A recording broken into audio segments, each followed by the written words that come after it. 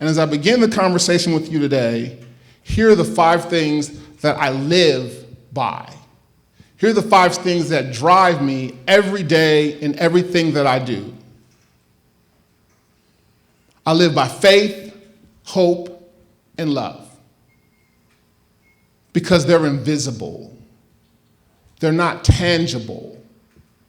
Faith, hope, and love. It's how I treat people. It's how I believe in things. It's how every time that anyone that knows me, that spends time with me, I am going to push you to be the best that you can be and all that you can be. Because I know within you is still that child that existed for me many, many years ago. And I know that the world is not wanting you to be all that you can be. There are rules to the game. Just like Monopoly, just like Connect 4, just like the game of life, just like the video games, there are rules. You have to understand who you're competing against. You have to understand what are the objectives. You have to figure out how to win. Learn the laws of your land. In America, there is the Constitution. And what I appreciate about the Constitution is that it says that you have the right to life, liberty, and the pursuit of happiness. And I stopped right there and I said, okay, life, thank you. Liberty, freedom, you're right. There are countries around the world that do not allow freedoms. And then it said, and the pursuit of happiness. And I paused and I'm like, wait a minute. They're telling me I can chase it, but I might not get it. I can pursue, but I may never be. I was like, wow. Whoever put this document together was a pretty smart people. I thought that was pretty incredible. I had the laws in my house. When my mom and dad divorced, there was no extracurricular spending activities because we went from 2 incomes to 1 income. I had to be home at a certain time because my mom had to make sure that I was safe. The laws of school, controlled by bells. And if you're late too many times, there's going to be that phone call at home that says that they're not abiding by the laws of the land. Or even your parents' laws in terms of what time you have to be home, what you're going to do in your career, all of these different things. I had to learn to understand the laws of the land. Never stop asking questions. I was curious as a kid. I'm curious as an adult. And what I've discovered by never stopping asking questions, I would become a much better listener. Listening is the key rather than speaking. Because I learned that every question has an answer. And sometimes that answer is no. Sometimes that answer is not yet. Sometimes that answer is, are you kidding? What are you thinking? And sometimes that answer doesn't have an answer until years later. But every question that I've asked so far has been answered. So I just keep asking questions. And that brings us to why I call this the wake-up tour. Not that we're sleeping, but we are not fully awake. We are going through our lives. We are consumed by social media. We're consumed by wealth. We're consumed by name brands, a number of different things, and it takes us away from our purpose and our position and our reality. Human existence is relational. We were not designed to do life alone. There are a few organisms that can create themselves. But humanity, we need each other to continue. Even if you look at it from a scientific perspective,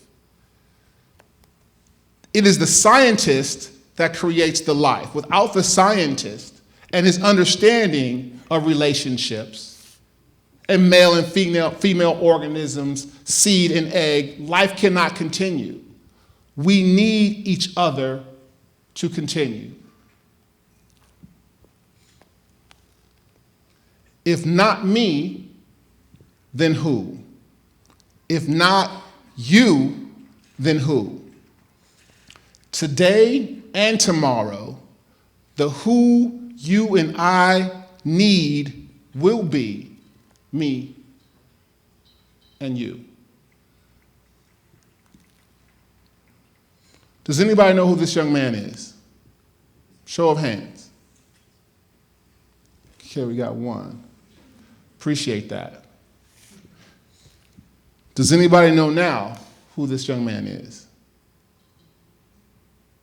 Now we got a few more nods. I believe the date was December 22nd of 2018. High schooler at a wrestling match.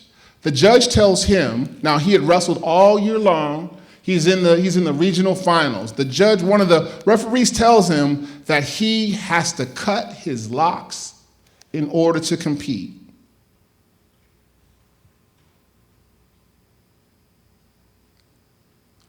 I don't know if I was in that moment at that age, if I would have done that. I'm good. Drop the mic, I'm out. I'm not doing that for anybody. That's silly. Why? It's biased. But at this age, as I reflect on what he did, I was inspired. He helped me to wake up.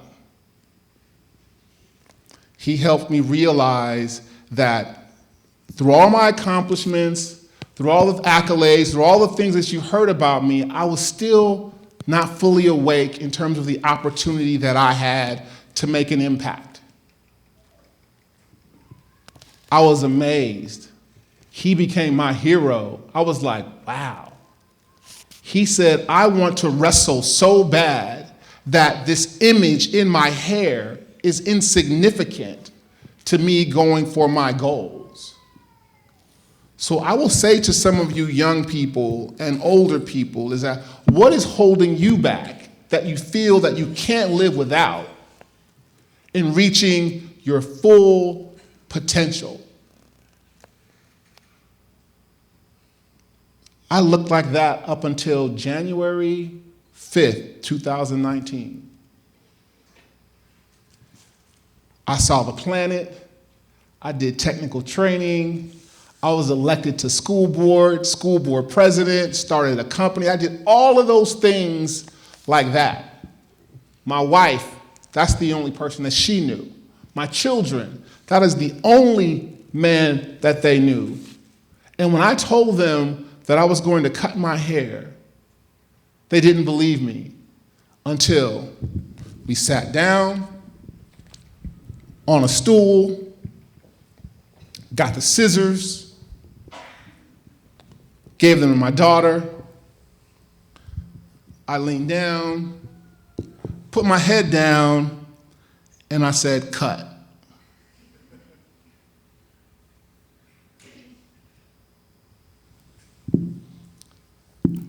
And I began to cry. I began to shed 20 plus years of my identity. I began to shed everything that everybody had known about me. And my daughter began to cry. And my son began to cry. And my wife said, I can't do it. This is all I know. So what I'm trying to say is that when you pursue what you're meant to pursue, the people closest to you may not understand and may not want to be a part of it because they're afraid. I wasn't afraid anymore. I knew what I had to do. I knew that there was more to this than I thought. And here's why. We've got some urgent problems. Positively shaping the development of artificial intelligence. Machines are doing more and more and more and replacing human lives, human relationships. I'm sure you have seen friends sitting right next to each other, not engaged in conversation, but on devices. Remember I said earlier, we are relational. Bio-risks. Parents will tell you, adults will tell you that colds today last way longer than they did. We have people dying from colds. We have people dying from the flu. We have the return of the measles. Nuclear security. Things are being sold all over the place. Things are being stolen all over the place. We don't really know who has what around the world. But through the use of technology, they are finding ways to turn those things into opportunities for their countries, for their self-gain, for their self-worth, for riches that are going to one day end up taking a large number of lives. Climate change. We're in the middle of May, and last week, did anybody hear the thunder? Middle of May.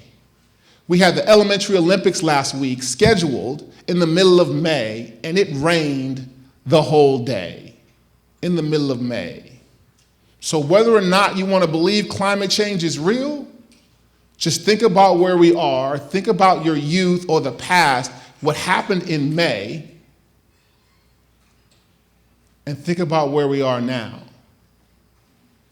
Agreeing on global priorities. No one agrees anymore. The United Nations are no longer united. But what we have in America, what we have in Milpitas is the United Nations. How many in this room speak more than one language? Show of hands. That's what Milpitas is all about. The future of the United Nations is in this room. Building effective altruism. Again, as mentioned earlier, I work at Stanford. I've had the startup.com, traveled the world, but I'm noticing through the use of technology, we are becoming more and more divided instead of united as people.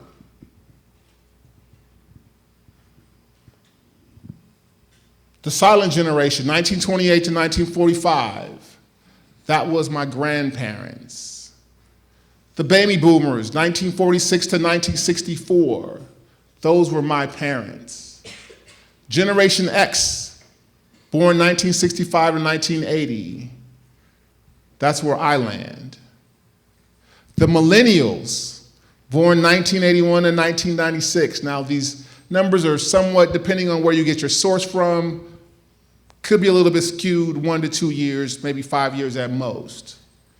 Your big brothers and sisters, your cousins, your uncles.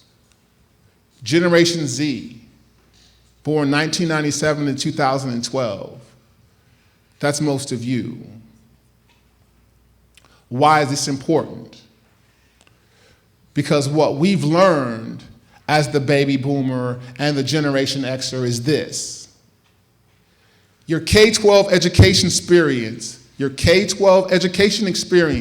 will be 14,040 hours, 1,080 hours per year, K-12, which is 13 years. Your college experience for your first degree is going to be 2,160 hours, approximately. Your master's degree experience is going to range between 2,000 and 4,000 hours. 80,000 hours. Does anybody have an idea of what that is? your career. That is how long, when you finish your life, when you finish your education experience, your career is going to be. 80,000 hours.